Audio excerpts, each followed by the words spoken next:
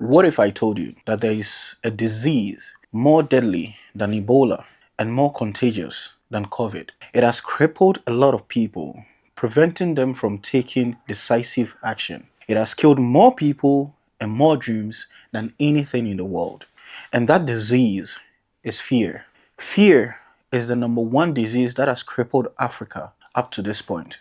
It is the only reason that we haven't made any significant change up until now. It has crippled people on the individual level, on the community level, on the national level, and even on the continental level. And that is why in Africa, individuals can't wake up and do what they need to do to build their lives and achieve their dreams. And we can see it on the community level, national and continental, because if you look at it, we know what we are going through. We are not happy about it. But when it comes to doing what needs to be done to bring that change that we've been talking about all these years, it becomes a problem because we are all afraid to take action. But the truth is, we've tried. We've tried to bring some change to Africa. You know, every now and then somebody comes up speaking about the need for unity in Africa, the need for us to take control of our own resources and our own lives and our own continent, the need for us to bring change in our lives to build ourselves. But then what do they face? Lack of support. Sometimes they get cancelled, they get discredited because people will say, we've heard this before. What can you do? Do you think you can fight these people? These are systems that they've created. You cannot do anything about it. All you have to do is just, find something for you and your family and stop worrying about these things because there's nothing that we can do about it. And some people even get killed. And that is why we are still here. And this thing has generated fear within us. And so when somebody comes up and wants to do something, they try to instill that fear, or they remind him that, hey, have you forgotten? This is what happened to this person. This is what happened to this person. Do you want to end up like them? You need to stop. Think about your family.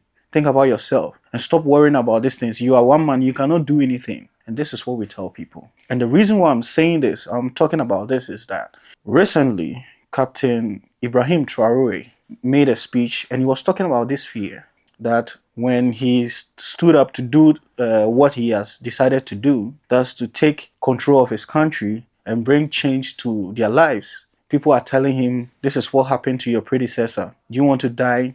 Are you not thinking about your family and all this? And this are all talks of fear. People are afraid. But he was telling us that he wasn't afraid because he, as a soldier, he has been in situations that could have killed him and he's still here. So this is not something that is going to scare him. But his life is worth the sacrifice for the many who are dying. So I'm going to play the video to you so that you listen, that you come to understand the fear that is crippling us. Because that is the only reason, because I can see it from listening to his speech and one talk from another lady. I have come to understand why we are still where we are. It's just fear. We are just afraid. And in this video, I'm going to, after playing the video, we are going to go down on 5 things that we are afraid of. And then I'll tell you about the cost of our inaction. What really the cost is, what we are really sacrificing, so that you see the need for us to take action, so that you come to understand why Captain Traore is doing this for his country, why Mali decided to take that action, why Niger also decided to take control of their country. So let's begin. And if we are cowards, our children will ask us questions. Imagine if in Burkina we refuse to fight and we accept to submit to live in slavery. Tomorrow our children will grow up. They will ask questions. Were our parents cowards to leave us in slavery? Whether we are alive or dead, we will feel it.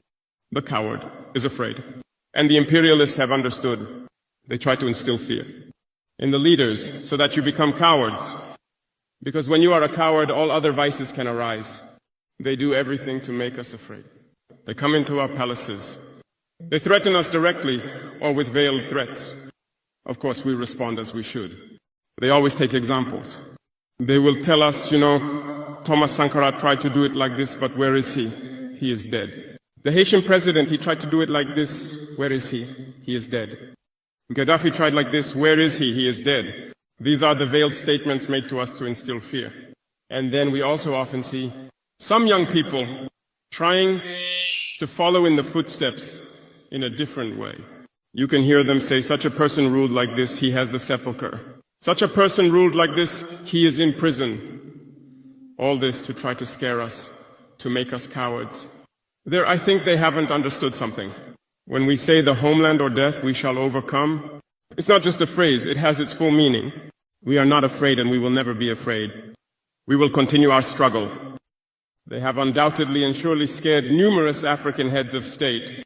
You often see when we speak or when we have the opportunity to be in certain situations abroad, we often make statements to call on African heads of state to wake up, take care of our youth, to be able to initiate our real development. We are often misunderstood. Some have responded publicly to our statements because they feel targeted. But I can assure you, youth, that when we find ourselves in their corridors, these same heads of state tell us, you are on the right track. This is what needs to be done for Africa to feel empowered. So we ask them questions about why you don't do as we do, why you don't support us. Some tell us they are entangled, some tell us they cannot.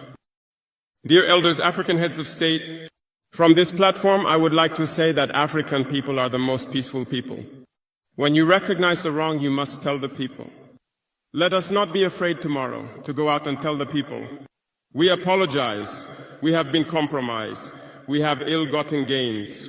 We have been constrained by many things, and we ask for forgiveness and return to the right path. And to start truly working for the independence of our states and our emancipation. And I believe it is possible. If we remain in this posture of fear, we will be cowards, and history will judge us. Our children will ask questions, our grandchildren will ask questions. We are writing history. There is no room for cowardice.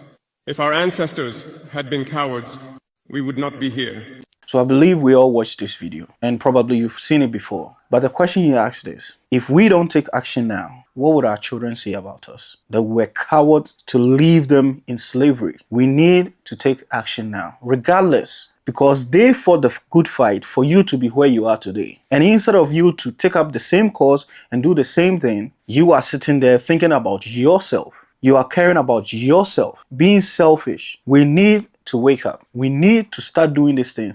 You see, because of, the environment we've come to grow up in, we've come to develop this coping mechanism, thinking that, oh, this is the normal life.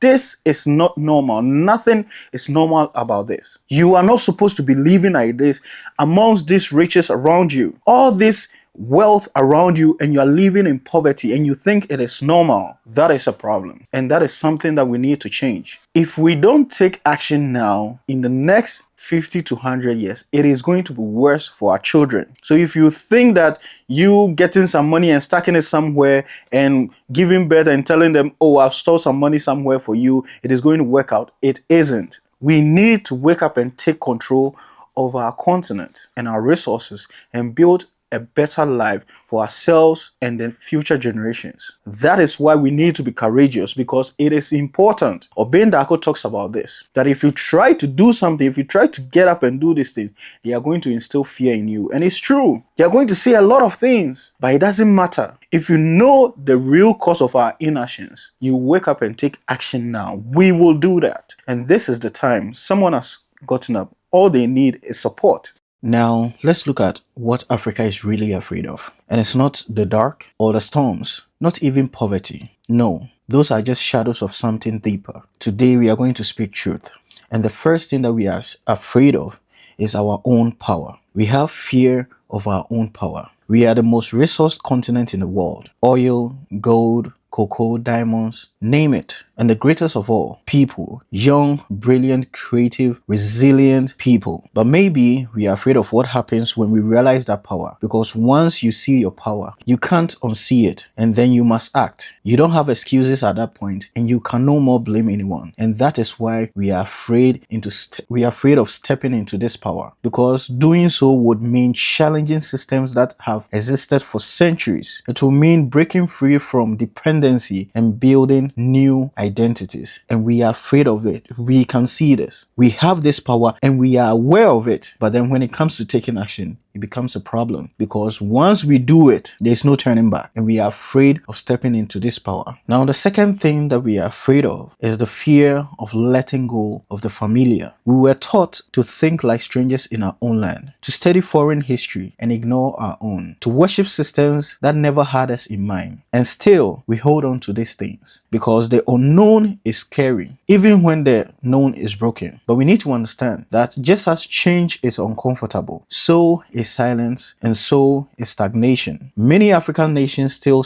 claim to colonial era systems, whether in education, governance, or economics. We have the fear of breaking away from these things, these systems, because they are the only systems that we've known, and change demands courage, and it can be destabilizing at first. And we can see it in our societies, can see it in our communities, in the countries, that we are afraid to change these things, because I've always had a problem. Why is it that we are all aware that we have a problem with our educational system, but it looks like nobody knows who is supposed to change it, or is it that we don't know what we are supposed to change? And that is the fear of letting go of the familiar. This is the only thing we've known, and we are afraid to change it because we don't know what we are going to do. What kind of system do we have? Because this is the only one we've known, at least, because the one that we were using before, it was all wiped out with the lies, and now we are afraid to even change the things that we know are causing the problems. Another fear is the fear of failing in front of the world. We are aware that they are watching us, our every move and our every mistake, waiting to say, see, they can't do it. We said it. So sometimes we don't even try. But what if failure is part of the process? What if every stumble is a step towards something greater? It is better for us to fail boldly than to shrink silently. Now, the third kind of fear that we are going to look at is the fear of unity. We always say that Africa unite. But the question is, do we really want that? Because we always choose our tribe over other tribes. We always choose our country over the continent. And we always go with our ego over progress. Unity threatens the status quo. It threatens the power of division. But we need to keep in mind that Africa's strength has always been in her togetherness, whether from the villages to the cities. We can only rise when we rise as one. A united Africa is powerful, but it is also something that has been historically discouraged by both external powers and internal divisions. Tribalism, nationalism, and political self-interest often gets in the way of collaboration. Unity, as we know, requires trust, and that is something that has been fractured over time. We can see it in our communities that we don't trust ourselves, and that is why when it comes to we uniting as one, we always choose our tribes. Everybody talks about tribes, but this is really coming from fear, because we are afraid of coming together and what will happen, and so we tend to stick to what we know and the tribe that we want and our countries, instead of looking at the broader picture and coming together, because we know that there is strength in numbers, and that is the only way forward, because these things have been discouraged by external forces even. So for us to be able to overcome this fear, we need to come together as one. The last fear that we are going to talk about is the fear of losing our identity in the pursuit of progress. We sometimes think that modernization often feels like westernization, because we may fear that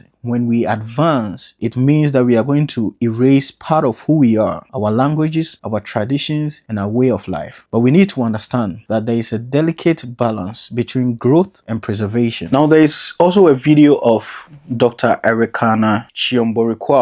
I don't know if I'm getting it right. She also talks about the same fear, and I want us to watch the video. I want us to listen. Why is it that we are all fully aware that the loans that are being given to African countries, the loans that have been given to African countries for centuries, are frivolous loans that have been paid 1,000,000 times over?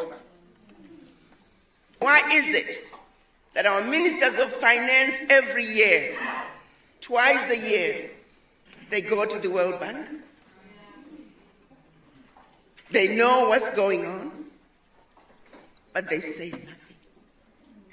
What is keeping us as Africans from coming together and speaking with one voice and letting the World Bank know, and the IMF, that we have paid for these loans 1,000,000,000 times over? We ain't paying for them no more. What are we afraid of? Why can't we just say it like it is. It is damn wrong. And it cannot continue.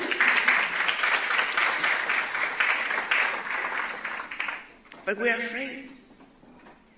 You see, they defeated us where it matters the most. That even things that we have the ability to change, we are afraid of changing them. When the Europeans first came to Africa, they brought us religion. And then, now if you listen to her, it's the same fear that she's talking about. Instead of us to wake up, let's say we need someone to take the first step, and someone has. All we have to do is to support the person. As Mali did it, Niger has done it, and Burkina Faso have done it. We should also, all other heads of states should come together and do these things. Because from what we are seeing, it's just fear of what will happen if we take control of our thing. It is war. If you don't know the amount of lives that we are losing, then understand that this is war. And we need to fight for our freedom. Because the independence that we think we got, it is fake independence. Burkina Faso is now having their real independence. Now they are fighting for their real independence. We need to wake up, be courageous. The future that we are looking for would have to be fought for. And we need to be willing to do that for ourselves and the future generation. We need to be willing to pay the price. That selfish talk should stop. We need to change our mindset. If you don't understand what is at stake, look around you. You are living in poverty among riches. All the wealth around you, they come to take what is yours and tell you you are poor, and you believe it and you accept it. And then when it comes to you fighting back for what belongs to you, you are feeling reluctant, all because of fear. We need to be courageous as Africans. This is the time. There's no other time. This is the time.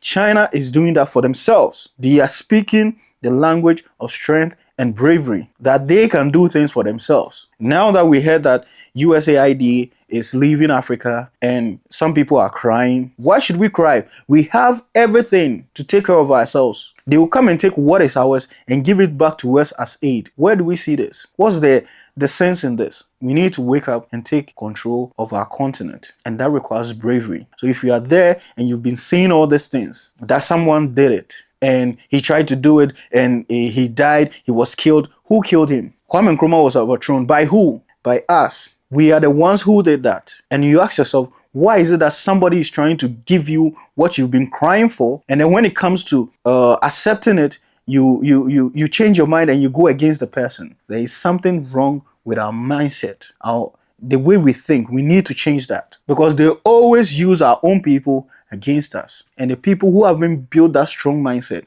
who have been taking control of their mindset, are the people who becomes the victims, the ones they use to take these actions. So you need to wake up, take control of your mind. As you are here, you deserve more than you have now. You deserve a better life. It is not the leaders, it is the systems that they've created. And you need to come to understand the powers, the power structures that Obendako talks about. You need to come to understand those things. And you realize that our hands are tied. And for us to free ourselves, we need to free our minds first. Because the first step in solving any problem is to realize that there is one. If you don't know that you are in prison, how do you get out? How do you escape? This is the time for us to realize, to wake up. And to all the leaders out there, that fear that have been put in you, you need to wake up. You are seeing it. You need to wake up, because there are a lot of lives that we are losing. Talking about the cost of our inactions, there are a lot of people who are dying in the hospitals, on the roads, just because you have failed to do the necessary development in the country, all because of fear. Women that have lost their lives, babies that have been killed, all because we don't have proper healthcare services within our countries, all because of your inactions backed by fear. How many people do we have to lose in war? Useless wars. For what reason? They do this to make you unstable. Whilst you are busy trying to solve those kind of problems, they take what you have. We need to wake up. If you don't know the cost is a lot of people. So many lives being lost